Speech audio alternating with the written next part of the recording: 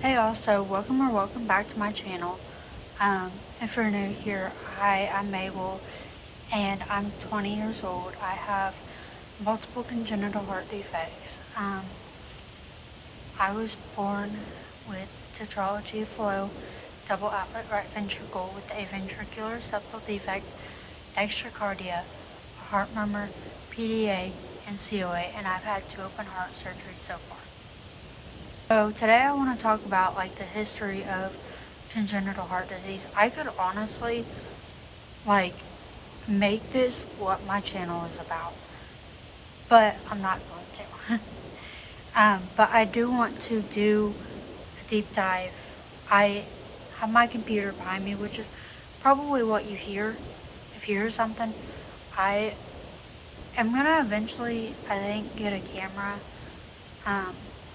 for my videos, but for now I'm just using my iPhone, so bear with me. I'm gonna, like I said, eventually possibly get a camera.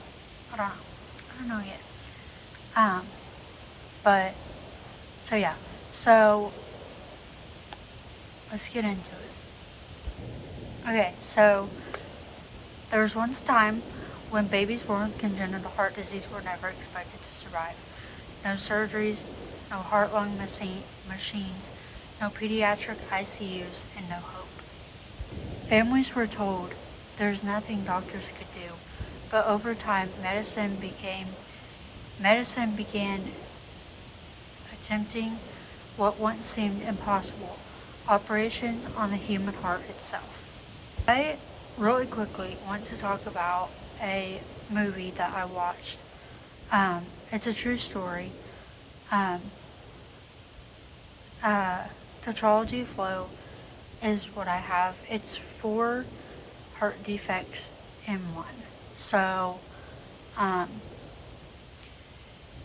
there's a movie, it's called Something the Lord Made, and it's about the first procedure for tetralogy flow, which is the BT shunt.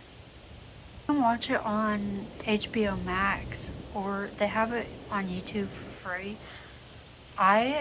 We actually have the DVD, but I just watch it on my TV on HBO Max. Because modern congenital heart surgery didn't just improve medicine, it completely changed survival. Oh my gosh, y'all, I can't talk today. Jeez Louise. Survival for children born with heart defects. Congenital heart disease means someone is born with a structural problem in the heart. Some defects affect blood flow, some affect oxygen levels, some prevent the heart from pumping correctly. And while today many people with CHD survive into adulthood, that was not always the reality. So, in the 1800s and early 1900s, congenital heart disease was one of the most heartbreaking diagnoses a family could receive. Doctors understood very little about how the heart worked. Even worse, most surgeons believed the human heart could never safely be operated on. The heart was seen as untouchable. In fact, many surgeons believed touching the heart during surgery would immediately kill the patient. So children born with severe heart defects often had no treatment options at all. One of the most visible signs of severe congenital heart disease was cyanosis, or that just means low oxygen levels that caused babies to appear blue or purple. These children became known as blue babies. Many had conditions like tetralogy of flow, transposition of the great arteries, or other cyanotic heart defects. Because their blood was not receiving enough oxygen, many struggled to breathe, eat, grow, or survive infancy. Parents watched their babies turn blue from simply crying or feeding. And for decades, doctors could do almost nothing to stop it. So we're going to get into the BT shunt. So everything began Everything began changing in the 1940s.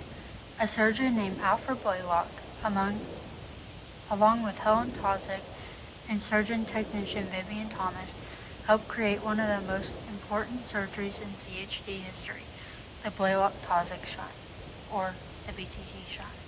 It was called the BT shunt, and then now it's called the BTT shunt. So, this surgery was designed to help increase blood flow to the lungs in blue babies. For the first time in history, doctors could temporarily improve oxygen levels in children who otherwise would not survive. So why did the BT shunt change everything? The Blaylock-Taussig shunt was revolutionary because it proved something medicine once thought was impossible. Children with congenital heart disease could actually be helped surgically. Before this breakthrough, many families were simply sent home with no hope. So basically, they would send their babies home with no options, and oftentimes that baby would die because there was no options, there was nothing that they could do. And then the BT shunt happened for babies with tetralogy of flow and other cyanotic heart defects. I think it's mainly used for tetralogy of flow though.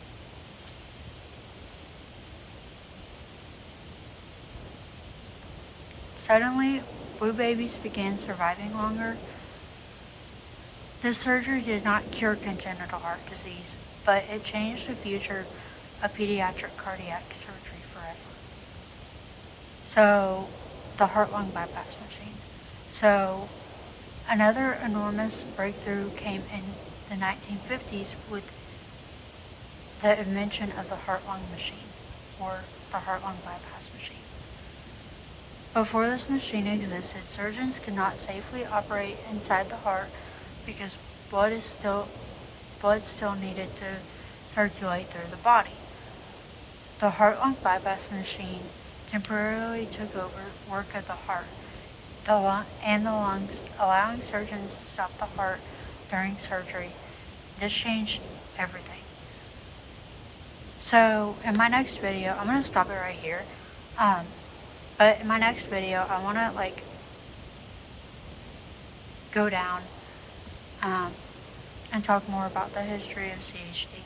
I want to just do a couple of them in a video, so it's not extremely long. And also, I think it would be good to break it down more instead of just, yeah. But anyway, I love you guys. I hope you have a great day, and I'll probably make a video tomorrow. Today's Sunday. I'm uploading this on Sunday. So, I haven't filmed for a couple days. We were busy, and then, yeah. So, I'll get back into it, I promise. I love y'all.